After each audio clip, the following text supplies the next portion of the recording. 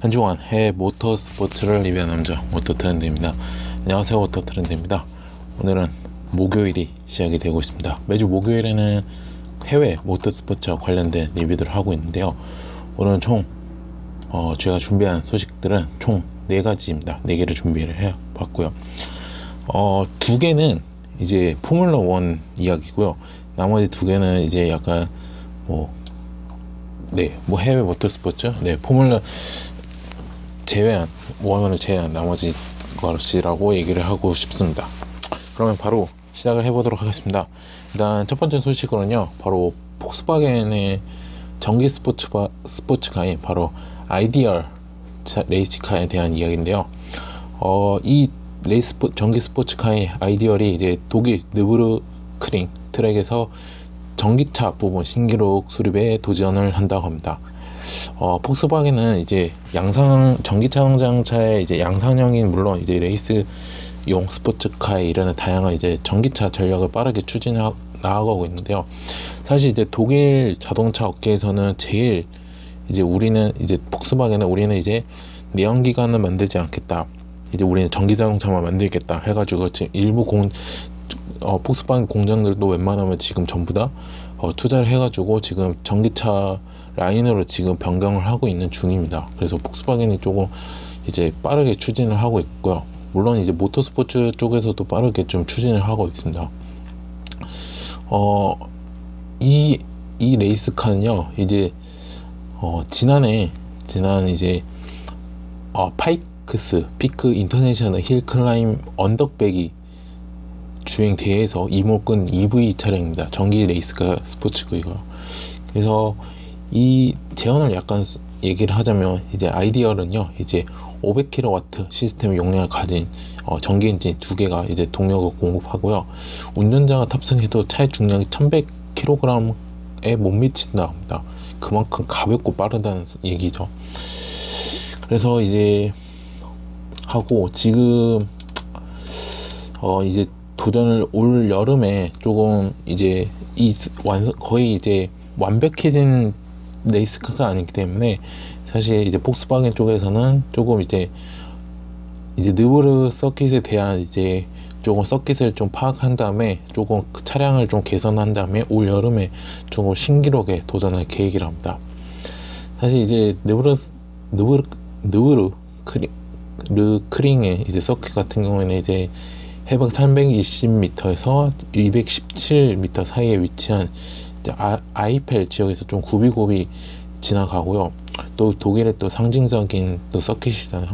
그리고 긴 직선 구간 덕분에 좀 독특한 좀 성격을 지니고 있는 서킷이기 때문에, 아무래도 지금 당장 도전을 하면 아무래도 차에 레이스카에 조금 무리가 올 수 있기 때문에 조금 이런 그 서킷에 대한 파악을 해서 조금 개선한 다음에 올 여름에 또 신기록을 도전한다 합니다.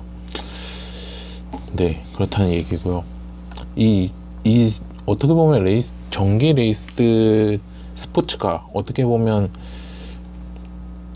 이게 뭐라고 얘기하면 좋을까라고 생각하면, 지금 전기 레이스로 하는 대회가 이제 포뮬러 2하고, 그 다음에 제규 아이페이스로 지금 올 시즌부터 시작해요. 또 해외 쪽에서는 해가 그거고, 그 다음에 이거 같은 경우는 어떻게 보면 어차피 약간 이렇게 생각하시면 세계 내구 선수권 대회에서 약간 그런 스포츠 프로토타입 형식의 차량이고요. 레이스카이기 때문에 아무래도 모터스포츠도 조금 전기 레이스를 조금 진화를 거듭하고 있는 추세이긴 합니다.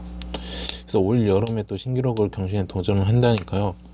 과연 어떤 랩타임이 나올지 올 여름에 조금 기다려 보도록 하겠습니다.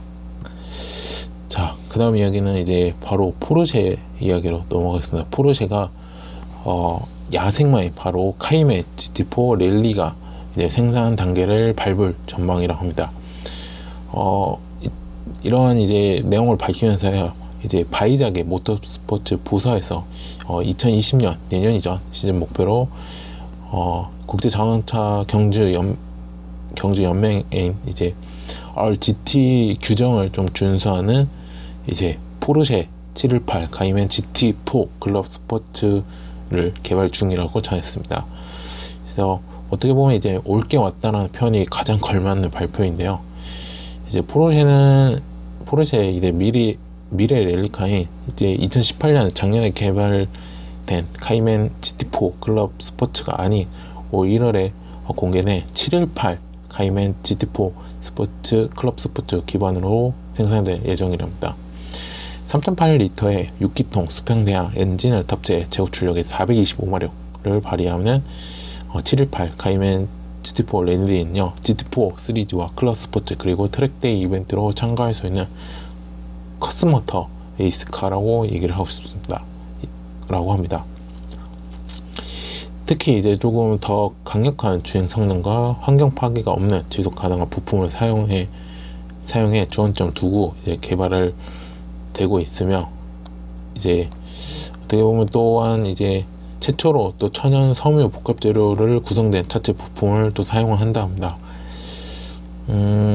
2018년에 작년에 독일 랠리에 이제 등장한 포르쉐 카이멘 GT 콘셉트카 랠리는요, 랠리 팬 캠프, 그 다음에 팀 드라이버, 팀 드라이버 대회 주최측차로부터 긍정적인 어떤 평가를 받아왔다고 합니다. 이제 어떻게 보면 내년에 이제 레이스카를 만든다는 거죠. 어떻게 레이스카를 만든다고. 조금 다른 점이 이제 원래는 그냥 일반 이제 카이멘 GT 카이멘 차량 기반으로 한 게 아니라 718 카이멘으로 이제 하고, 이제 부품이라든지 요런 거를 조금 가볍고 좀 천연 소재, 채점단 소재를 좀 사용해 가지고 개발을 생산을 한다는 점을 얘기하고 싶습니다. 네, 이렇게 알치면 좋을 것 같고, 그 다음 이야기는 이제 두 번째 포뮬러 1인데요. 드디어, 이게 이렇게 될 줄 몰랐네요. 바로 F1의 황제인 바로 미하엘 슈마허, 여러분 다들 아시죠? 그 아들이 바로 빅 슈마허가 결국 페라리 유니폼을 입는다 합니다. 사실 믹 슈마허는 지난해 F3 종합 우승을 하면서요, 올해는 이제 F2 시리즈에 출전을 준비를 하고 있었습니다. 하지만 준비를 하고 있는데 그 사이에 이제 많은 F1 팀들의 육성 코스 가입을 권유했지만 지금까지 어느 팀도 가입하지 않고, 이제 F3에서 종합 우승을 한 이제 프레마 레이싱 팀과 함께 또 소속되어 가지고 기본기를 또 충실히 해 왔다고 합니다. 토로 로쏘, 그냥 윌리엄스, 페라리, 메르세데스 등 F1 팀들의 이제 영업 증설전이 좀 혈안이 되었는데요. 이제 미하엘 슈마허가 알려진 건 사실 이제 페라리 F1 팀에서 많이 알려졌고, 거기서 또 했고, 또 영입 제안을 받았고, 또 유망주 프로그램에서 좀 유명한 윌리엄스 팀도 또 지속적인 러브콜을 보내왔답니다. 그리고 또한 이제 미하엘 슈마허가 은퇴를 번복하고 선택했던 메르세데스도 또 강조를 해왔다고 합니다. 그래서 결국에 이 세팅 가운데 결국에는 페라리를 선택을 했다 합니다. 그래서 지금 이제 페라리는 영드라이버 육성 프로그램이 따로 있어요. 그래서 프로그램이 이제 페라리 드라이버 아카데미에 공식 체결을 했다고 이제 지난 20일날 이제 발표를 했고요. 그러면서 이제 빅 슈마허에게 변화의 여지가 좀 커졌습니다. 어떻게 보면 F2는 F1의 윗단계예요. 그러니까 F1이 제일 위에고 피라미드를 할 때 그 다음이 F2예요. 근데 페라리 F1 팀은 사실 어떻게 보면 F2를 하고 F1을 하지 않고요, F3에서 우승한 선수를 F1으로 바로 올리는 이런 프로그램 아카데미를 이렇게 운영을 하고 있다고 해요. 그래서 근데 이제 그런 경우가 많았었는데 지금 어떻게 보면 바로 시트에 앉을 가능성이 또 높아졌다고 합니다. 그래서 어떻게 보면 이제 오늘 바레인하고 스페인 그랑프리 이후에 각각 이틀간의 시즌 테스트가 있는데요. 여기서 이제 곧바로 F1 경주차를 테스트에 참여하게 될 전망이라 합니다. 아니면 이제 페라리 팀의 자매팀 자우본 하스 F1팀 소속으로도 경기를 출전할 수 있답니다. 지금 페라리 F1팀이 이미 드라이버가 이제 올 시즌 드라이버가 지금 이제 드라이버 확정이 돼가지고 아무래도 페라리 유니폼이 아니라 그 자매팀이 자우본 하스 F1팀으로 소속이 출전할 수 있고, 아니면 그 다음 시즌에 이제 뭐 페라리 F1 팀에서 지금 좀 성적이 안 좋았던 선수를 방출을 하고 믹슈마어가 시트에 완전히 앉을 가능성이 조금 있다고 저는 생각해요. 근데 확실히 이제 페라리를 선택한 게 굉장히 어떻게 보면 이제 팬들 입장에서는 페라리 입장에서는 굉장히 좋은 행운이라고 생각을 합니다. 원래는 이제 믹슈마어가 F2 우승하면 F1을 가겠다, 이런 그 전에 제가 얘기를 했었죠. 근데 이제 페라리로 아카데미를 가입을 이제 체결을 하면서 이제 F1으로 바로 들어갈 수 있는 그런 이제 길이 만들어졌죠. 그래서 조금 기대가 된다는 점을 말씀을 드리고 싶고요. 잘하면 올 시즌에도 볼 수 있다고 생각합니다. 네, 그거는 이제 확률이 조금 높아졌다고 말씀을 드리고 싶습니다. 그래서 그 다음 이야기가 바로 이제 가입을 체결을 하면서 바로 페라리의 톱 드라이버 바로 세바스찬 베텔이 이제 가입에 환영한다고 이렇게 밝혔다고 합니다. 그래서 이제 인터뷰를 통해서 이제 좋은 훈련을 거쳐 언젠가 나의 시트를 물려받을 수 있을 것이라 생각한다. 페라리의 가족이 된 것을 환영한다고 말했습니다. 아까도 얘기한 미하엘 슈마허가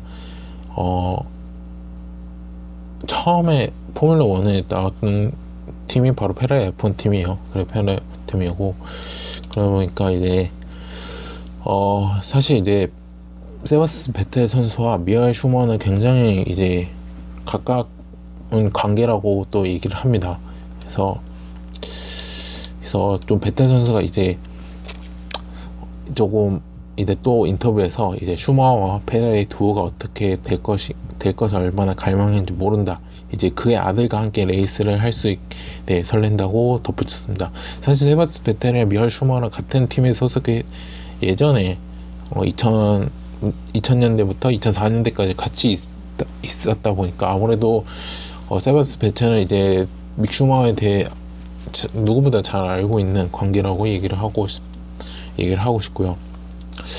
그래서 지금 베텔 선수가 나이가 조금 많아요. 네, 아무래도 올 이제 시즌에서는 가장 나이 많은 드라이버가 되는데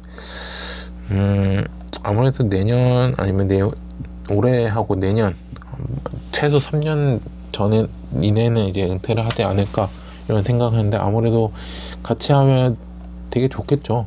어떻게 자신의 영웅의 아들이랑 같이 이제 대회를 나간다는데 얼마나 좋은 영광이기도 하지만 되게 뜻깊을 것 같아요. 이제 봤던 사람이니까. 그래서 이 점을 말씀을 드리고 싶습니다. 자, 이로써 이제 해외 모터스포츠는 이제 다 마쳤고요. 현재 오토 트렌드는 네이버 티스토리, 팟빵과 파티, 그 다음에 유튜브에서 오토 트렌드라는 닉네임 활동하고 있습니다. 뭐 모터스포츠 뿐만 아니라 자동차 관련된 포스팅이나 글 리뷰도 하고 있을까요? 네이버는 이웃추가나 서로 이웃추가, 티스토리는 구독, 그 다음에 팟빵과 파티에서 구독 및 후원, 그리고 마지막으로 유튜브에서 구독 및 좋아요 버튼을 눌러주시면 정말로 감사하겠습니다. 자, 다음주 목요일 새로운 해외 모터스포츠 소식들을 들고 또 리뷰를 하는 시간들을 갖도록 하겠습니다. 전 지금까지 오토 트렌드였고요. 즐거운 목요일이 되시길 바랍니다. 안녕히 계십시오. 안녕.